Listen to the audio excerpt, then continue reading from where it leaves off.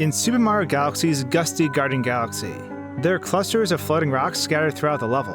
One would think these rocks would behave like other space rocks within the game, but they're entirely different. You'd never know either because they are inaccessible by all normal means. Today, we're going to be taking a closer look, and not just at these rocks, but all the bizarre oddities within this amazing galaxy. Also, if you like this video, be sure to check out SwankyBox Live. I cover tons of strange things, like Mario's glitched floating pipe, the massive invisible box in space, Mario 64's deadly door, Wind Waker's disco ball, and so much more. Hello, and today we're looking at Gusty Garden Galaxy. And stick around till the end of the video because I have a special announcement that I've been really excited about. Obviously, I just launched my book this past week, but there's something else that's actually launching today. So this galaxy is actually one of my favorites in the game, and I think it's a favorite for a lot of people. The music here is absolutely phenomenal. But I would often wander around this level when I was done with it, looking at all the things that I couldn't get to. And that's exactly what we'll be covering today. So if you look out upon this, this giant galaxy, there's all these different planets, and you'll eventually go to majority of them. But there are 3 meteor showers, or 3 clusters of rocks, that you actually never go to. But the interesting thing is, you can actually interact with them. Now, a lot of times in these games, especially in Mario Galaxy, when there's objects out in space, you typically just pass through them. Nothing happens, but whoever made the level here actually put collision on all of these rocks, which means I can actually land on all of these rocks, as you can see here. Some of them I will slide off of, others I will not, so let's try to go to one where I can actually land on it and not fall to my death. Right here. Why this has collision, I have no idea, and the camera is actually rotating by itself. And I'm using a flying hack, by the way, for those who are wondering how I'm sort of just gracefully flying between all these rocks. It's just weird to me that these little planets are able to be interacted with, because there's no way you can actually get to them, and they're scattered throughout this place. So the first one I noticed was obviously when I was going through the rabbit chase at the end of this level. So when you're on top of this square planet and you're going through it and trying to, obviously capture the rabbit, you can see these meteors, these little rocks, asteroids, I don't even know what you even want to call them, just out of your reach, basically. Especially when you're up here on top and you jump right here, and you're like, oh my gosh, what are those? Of course, you can't reach them because gravity withholds you from jumping. Even with an infinite gravity jump hack on, certain angles of this planet won't actually let me jump up. Like right here, it just cancels it out. Now, of course, I can fly away from that. Unfortunately, my camera just got stuck. But these rocks up here, no purpose, but someone went ahead and made all these landable objects. And I will show you in just a second, which is strange because so gravity is still behaving as if I'm getting sucked downwards. I believe if I fall here, yeah, I will just basically fall to my death into the black hole below. But again, I have no idea why these are here.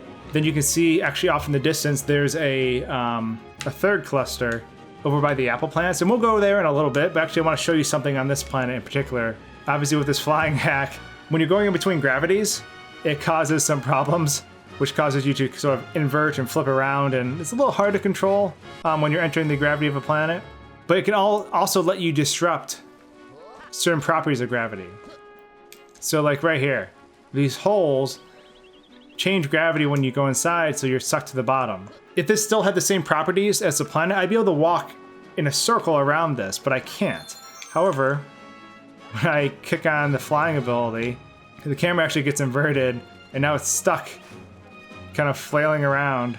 And we get a different perspective of this, this area we're walking through. But when we try to exit, it actually spits us back in because gravity was messed up. Now we're gonna leave this planet, and we are going to head over to the apple planets.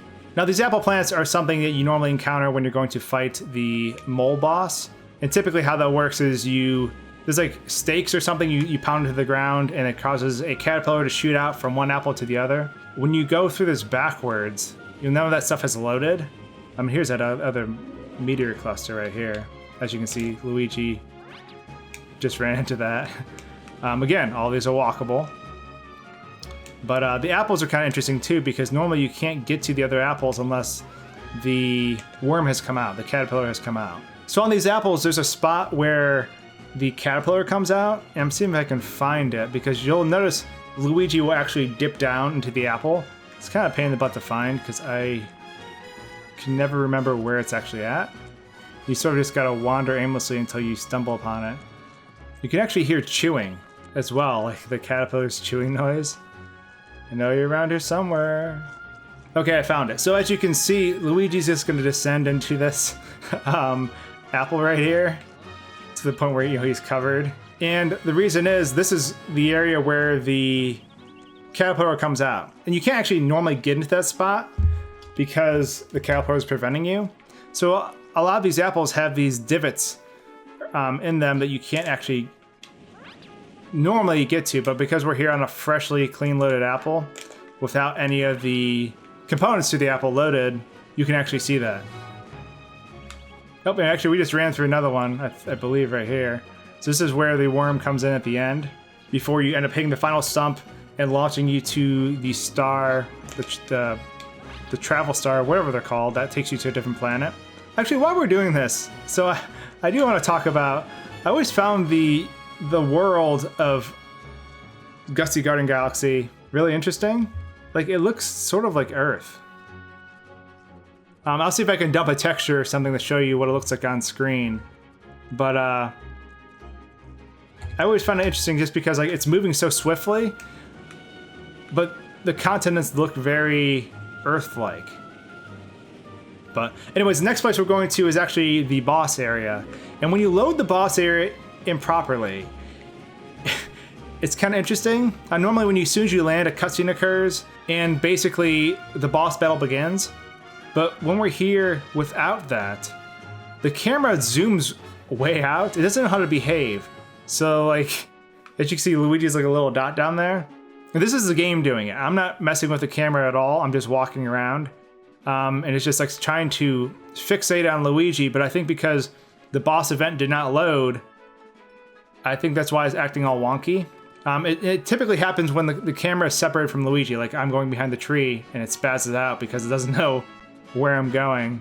I just found that kind of interesting, because you normally don't get over here at all without the help of the star, which actually initiates the boss fight. So one other interesting thing about skipping planets in their entirety is the death regions of the map do not load. I guess do not load properly. So as I'm going to these planets right here, what you're gonna notice is the bottom planet below me actually still behaves in accordance to the death barrier for the first planet I was ever on. You can normally walk on these planets, and I'll show you, I can walk on this top one just fine as I get deflected from the gravity. Okay, so as you see, I'm walking around, nothing is incorrect. Everything seems normal, minus the objects on the planet not loading. But what is interesting is the one below it is not like that at all. So as I try to go to this planet down below, you're gonna notice something. First, you're gonna see that I cast a shadow. So when I cast a shadow on a planet, that means there's actually a collision on that planet, and you can walk on it. Shadows do not cast if I can go through the object. So that's also how you can know what you can land on in this game. But, watch this. I might be able to land on this, but I think I'm just gonna die. Yeah, so what's interesting is you can normally walk on this planet, but because the death barrier is still in accordance to this first planet, as I'm dancing on death right now, when Luigi dies, he actually basically no-clips through objects. So if you're sent hurtling through space, basically hitting a death barrier, you can pass through objects, and that's what's allowing me to pass through that planet. So Gusty Garden Galaxy in general is pretty interesting. There's a lot of cool stuff here, especially if you go through things backwards. The last thing I want to show you, and some of you watched on the SwankyBox live channel, you'll notice I encountered these in other maps too.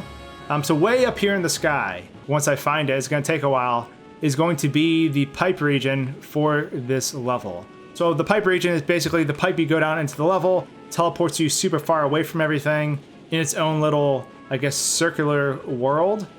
Typically you have to collect music notes or coins or something in order to complete it, and then you get like a one-up mushroom or something. but we might be high enough now to see it. So I'm gonna look around. Over here. So if you can see that right there, and you'll see how far away we are from everything. So you normally can't see this planet unless you get up here. It's gonna take me a long time to get there, but basically I'm flying towards that underground pipe region. So as we get closer, you're gonna see stuff starting to load. You're gonna see this dark energy start to load. And it's gonna kick me off a little bit. So yeah, now we're inside the pipe region and the normal music's playing from the level. It's not the underground track. But this sort of wraps up Gusty Garden Galaxy. Obviously one of my favorite levels. So I hope you enjoyed this trip through Gusty Garden Galaxy. But now I have a very special announcement. And I've been really excited about this for a long time. So I hope you enjoy. It's time to introduce Minus World. Minus World is a collective of Nintendo YouTubers who create awesome, abnormal content. We've banded together to produce some sweet videos you won't find anywhere else. For example, remember the Pizza Box Challenge from my Games and Games video? Now imagine that same thing, but with 4 Luigis defending Mario, and 4 Toads trying to kill Mario. Absolute chaos, but the best kind. Besides myself, Minus World consists of Luke from SMG4, Kevin from Hobo Bros, Nathaniel Bandy, D-Pad Gamer, Chari5, Nintendrew, Tetrabit Gaming, Nico BBQ, and last but certainly not least, shoutouts to Simple Flips. Majority of my Minus World content will be taking place on SwankyBox Live, along with a bunch of other cool Nintendo content creators on top of Minus World. Which, if you haven't checked out SwankyBox Live recently, it has tons of cool videos on it, just like this video you just watched. Minus World challenges will be taking place there as well. So if you aren't subscribed, swing on over there now and check it out. Thanks for watching everyone, and check out some of these other videos on screen now to see what the other members have been up to. Cheers everyone!